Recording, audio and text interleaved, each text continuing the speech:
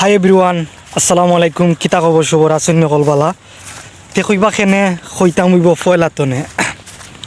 যাই হোক, আমরা সিলেটি বা গ্রাম্য ভাষায় বন কই হাওর কই। তো আজকে আমি কয়েকটা কথা লইয়া আইলাম আরই আপনার সামনে, যে বনর সৌন্দর্য নিয়া আরই বা হাওরের সৌন্দর্য নিয়া। আমরা যে সময়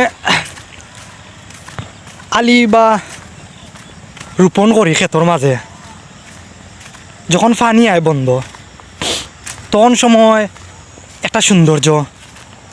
যখন সময় আমরা আলি রোপণ করি বা আমরা কই রই, সারা ওর যে সময় বড়ি যায়, সবে আলি রোপণ করিলা কিবা রইলা, তখন সময় একটা সৌন্দর্য। যখন সময় ধান বারোয় বা ধান ফাঁকে, তখন সময় এক সৌন্দর্য। আর আমরা যে সময় ধান খাটিয়ে আনিলাই, তখন সময় আর সৌন্দর্য।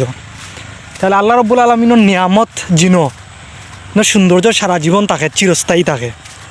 আর জিনটাই নিয়ামত উঠি যায়, নয় সৌন্দর্য থাকে না। তো আমি আজকে আপনারা দেখাইমু যে ধান কাটার পর একটা সৌন্দর্য, বন্ধর সৌন্দর্য কোনো সময়ও যায় না, ওটা আপনারা দেখাইমু।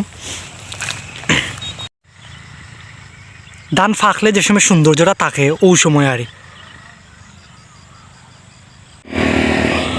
ধান কাটার পরে যে সৌন্দর্যটা থাকে বন্ধর, ওইটু দুইটা তুললাম।